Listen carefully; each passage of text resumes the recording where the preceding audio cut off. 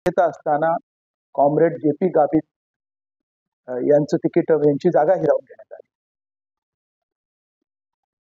मुंबईमध्ये शिक्षक मतदारसंघामध्ये शिक्षक भारतीची जागा होती गेले 3 टर्म. ती त्यांनी हट्टाने मागून घेतली आणि लढवली आणि फसवली.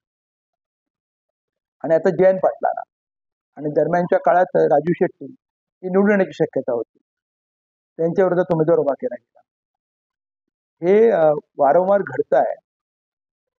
या इंडिया आघाडीतल्या मोठ्या पक्षांची एक तक्रार होती की भारतीय जनता पक्ष हा आमचे पक्ष पळवतो, आमचं चिन्ह पळवतो, आमचे लोक पळवतो. मग इंडिया आघाडीतले हे पक्ष भाजप सारखे का वागतात हा आमच्या पुढे प्रश्न आहे. भाजप पक्ष पळवतो, जी लोकशाही पद्धत आमच्याकडे आहे, आपल्याकडे आहे, ती मोडून काढतो. ही जर तुमची तक्रार असेल तर मग तुम्ही तसं वागलं नाही पाहिजे, पण तुम्ही तसंच वागतात हे अनाकलनीय आहे. महाराष्ट्रामध्ये डावे पुरोगामी पक्ष आहेत, वंचित घटक आहेत, शोषित घटक आहेत, कष्टकरी वर्ग आहे. या सगळ्यांना बरोबर घेऊन इंडिया आघाडी उभी राहिली होती आणि महाविकास आघाडी उभी राहिली होती. त्यांनी बोलावून आम्हाला आमंत्रण दिलं होतं आणि सामावून घेतलं होतं.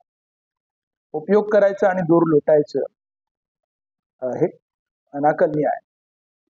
लोकसभेला हे झालं.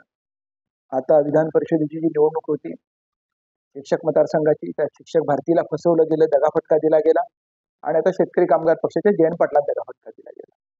विधानसभेत सुद्धा तुम्ही याच पद्धतीने या सगळ्या घटकांना, शेतकऱ्यांना, वंचितांना, कष्टकऱ्यांना दूर लोटणार आहात का, हा माझा साधा प्रश्न.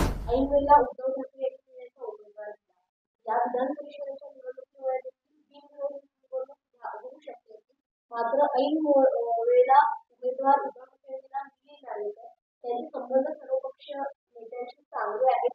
उद्धव ठाकरे दरवेळेला ऐन वेळेकडे आपला उमेदवार देतात आणि पंचायत होत्याचं वाटतं. महाविकास आघाडी कोणत्या मुद्द्यावर उभी राहिली? लोकशाहीच्या मुद्द्यावर, संविधानाच्या मुद्द्यावर. आणि महाराष्ट्रातल्या सगळे जे घटक आहेत, वंचित, शोषित, पीडित, कामगार चळवळीतले आणि शेतकरी चळवळीतले जे घटक आहेत, या सगळ्यांच्या मदतीने तुमची मोठ बांधली गेलेली आहे. आणि आता विजय मोठा मिळतोय, आघाडीला ऍडव्हान्टेज मिळालेला आहे लोकसभेच्या निवडणुकीत. असं असताना आता छोट्या घटकांची काही गरज नाही, म्हणून तुम्ही त्यांना ज्या पद्धतीने झटकताय ते काही बरोबर नाही.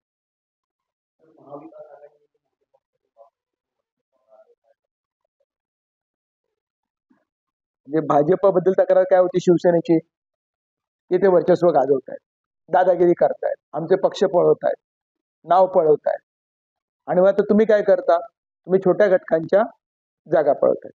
आता यांनी काय केलं? पहिल्यांदा राजू शेट्टींना बाजूला सारलं. शेतकरी चळवळीचे मोठे नेते होते. त्यानंतर JP गावित जे कॉम्रेड आहेत, कम्युनिस्ट पार्टीचे नेते आहेत, दिंडोरी लोकसभेची निवडणूक ते सहज जिंकू शकले असते. त्यांच्याकडची जागा हिरावून घेण्यात आली. त्यांनी पाठिंबा दिला शेवटी इंडिया आघाडी टिकणं आवश्यक आहे, संविधान वाचणं महत्वाचं. त्यांची फसवणूक झाली.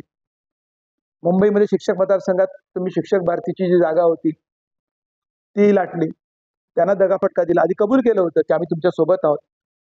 मला स्वतः उद्धवजींनी सांगितलं होतं की मुंबई शिक्षक मतदारसंघामध्ये तुम्ही लढा, बाकी काही मागू नका.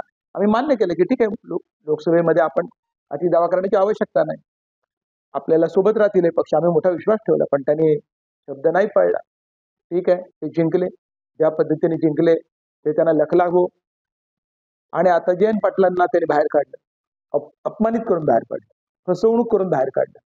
हे अधिक धक्कादायक आहे. महाविकास आघाडीने निर्णय घ्यायचा की छोट्या पक्षांना आपल्यासोबत ठेवायचं की नाही. आणि सगळ्या छोट्या पक्षांना, या छोट्या पक्षांची एक स्वतःची ताकद आहे. मग ती शेतकरी कामगार पक्षाची असेल, आमची समाजवादी गणराज्य पार्टीची असेल, समाजवादी पार्टीची असेल, राजू शेट्टींची काही एक ताकद आहे. शेतकऱ्यांची मोठी चळवळ त्यांनी उभी केलेली आहे. कम्युनिस्टांची चळवळ अनेक भागामध्ये आहे.